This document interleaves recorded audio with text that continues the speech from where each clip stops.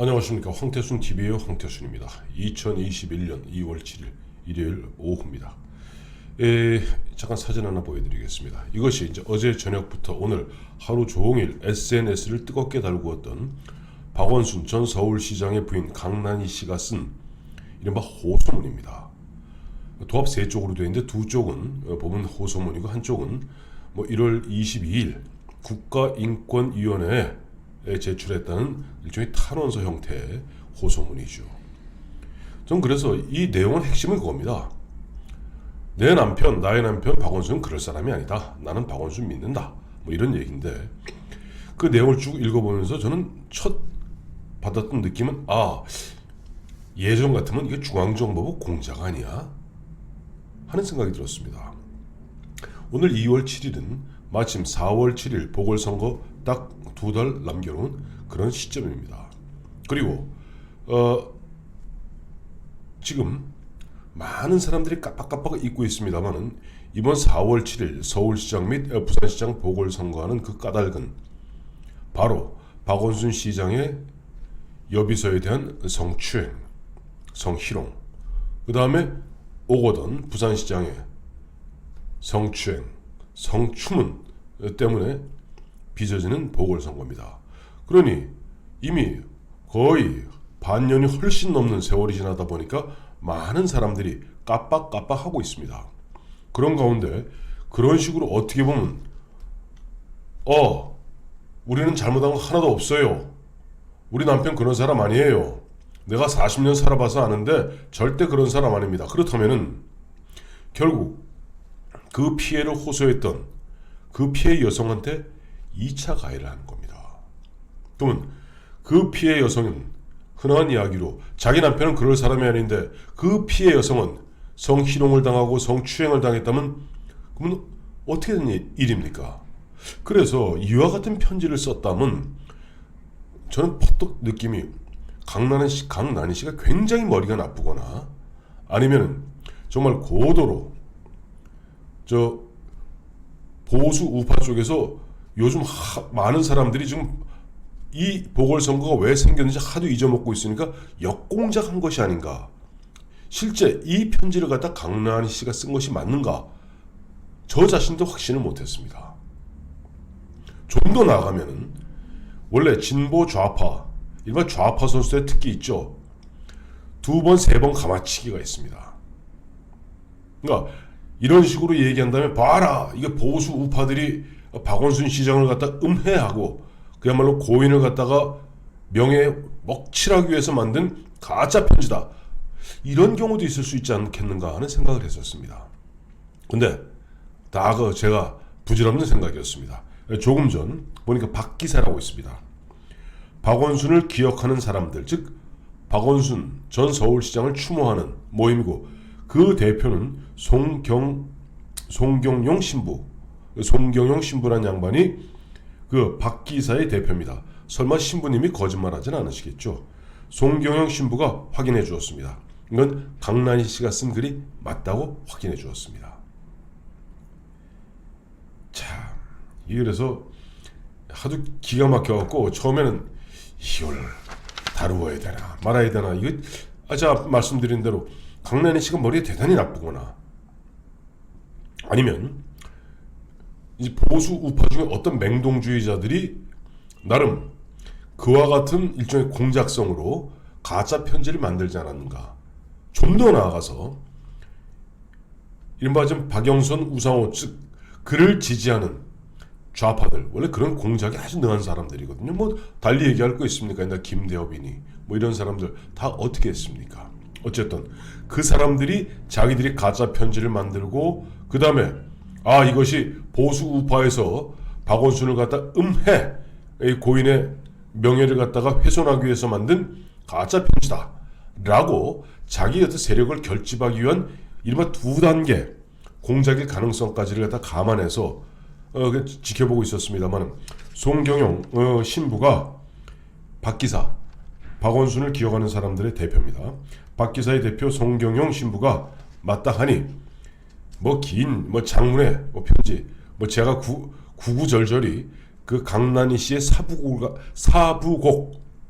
3호 곡이 아니고 4부 곡을 갖다가 뭐 제가 소개해드릴 그런 마음은 전혀 아니고요. 하도 말이 말 같지 않은 이야기라 몇 가지 핵심만 짚어드리겠습니다. 2월 6일자입니다. 이 편지를 쓴 것은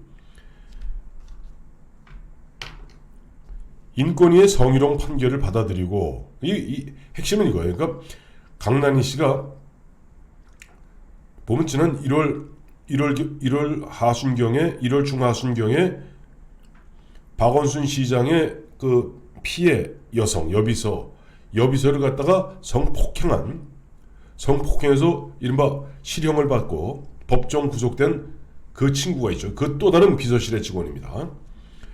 그 친구, 그러니까 그 남자 가해자의 판결을 내리면서 재판부가 그 재판 기록에 담았습니다. 이 여성 피해자는 박원순 시장으로부터 지속적이고 반복적으로 성추행과 성희롱을 당했다.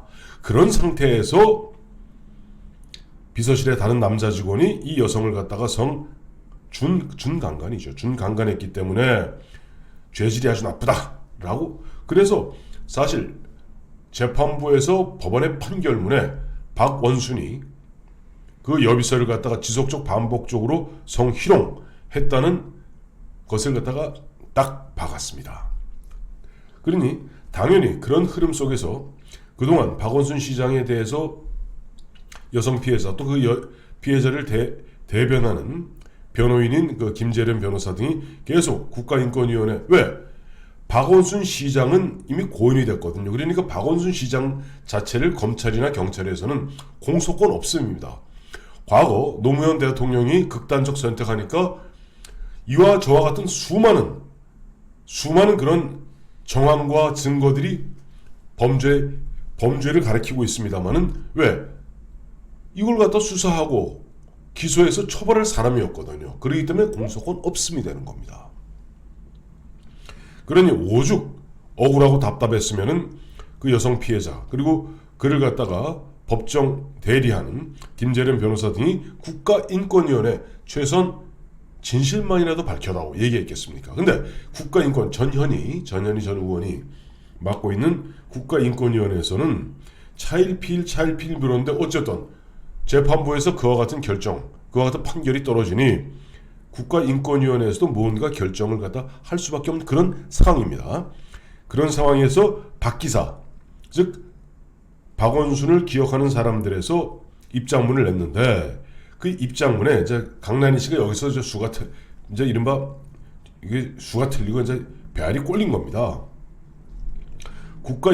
인권위의 성희롱 판결을 받아들이고 박원순의 공과 가를 구분하고 완전한 인간은 없다. 즉 저는 송경영 신부가 대표로 있다는 박 기사가 국가인권위에서 그 성희롱 같은 결정을 다 받아들여라.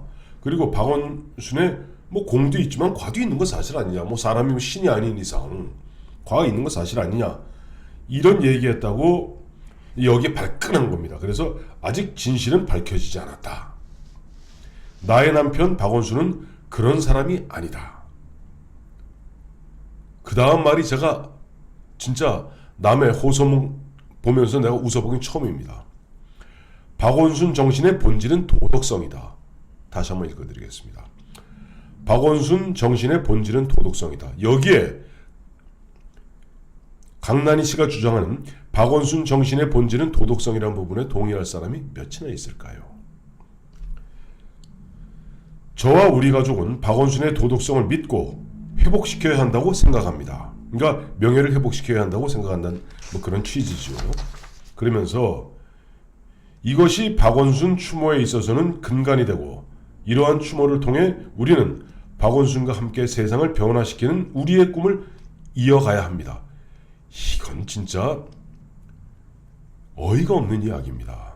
아니 박원순 정신이 도덕성이고 그렇게 보면은 도덕적으로 그런 양반이 그 여비서를 갖다 몇 년에 걸쳐서 그랬습니까? 그리고 그런 것들이 그 여성 피해자의 일방적 주장이 아니라 이와 저와 같은 그 모든 정황들이 박원순의 그와 같은 행동을 갖다가 지목하고 있고 무엇보다도 박원순 전 시장이 그와 같은 양심의 가책이 없었다면 왜 극단적 선택했겠습니까?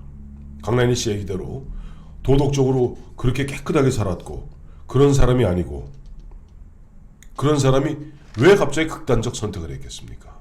좀 기도 안 차는 얘기죠. 그리고 이제 그 뒤에 보니까 두 장 편지 뒤에 보니까 국가인권위원회 1월 22일자로 제출한 한쪽 제리 탄원서가 붙어 있어요. 그 대목 보니까 더 화가 납니다. 이 강란희 씨 얘기입니다. 법원의 무참한 판결 앞에 저희는 무참히 무너져 내리고 암흑 속에 갇혔습니다. 강란희 씨. 실제 무참히 무너져 내리고 암흑 속에 갇혀 있는 사람은 바로 박원순 씨에게 지속적 반복적으로 성추행당하고 그 상태에서 양심 진짜 용기를 내어서 고백했을 때 그것을 두고 민주당의 여성 운동계 데모라는 그 남인순 의원 뭐라고 그랬죠? 피해 호소인이라고 그랬습니다. 피해 호소인. 이낙연 당대표, 물론 당대표 시절은 아니었습니다만은 이 문제 나왔을 때 뭐라고 그랬습니까? 피해 고소인이라고 그랬습니다. 그와 같이 2차, 3차, 4차 가해를 갖다 가했던 그들입니다. 이제 조금 그나마도 법원의 1심 판결이 나오고 그에 따라서 마지못해 울며 겨자 먹기식으로 국가인권위원회에서 박원순의 성희롱 부분을 갖다가 인정한 그 결정, 거기에 대해서 나의 남편 박원순은 그런 사람이 아니고 박원순 정신의 본질은 도덕성이다. 그 여성에 왜 무한 가해를 가합니까? 또 국가인권위원회는 그 서류에 보면 나의 남편 박원순은 그런 사람이 아닙니다. 그 다음에 보면서 저는 완전히 하마터면 저 컴퓨터 모니터 깰 뻔했습니다. 그러니까 박원순은 여성의 인권에 주춧돌을 놓은 분입니다. 여성 인권에 주춧돌을 놓은 분입니다. 이거는 세상을 어떻게 거꾸로 사는 겁니까? 눈과 귀가 없는 겁니까? 아니면 과거에 누구 같이 어떠한 죄를 저질러도 하나님의 극단적 선택에서 죽으면 다 이제 추모비 세워주고 이른바 신성화 시켜야 된다는 그런 얘기입니까? 저는 오늘 강란희 씨의 그 편지, 마침 송경영 신부가 그거 편지 쓴 거 맞다 하니 정말 후한무치하기는 고인이 된 박원순 씨나 박원순 씨의 아내, 미망인 강란희 씨나 독인, 객인, 부창부수다 하는 생각입니다.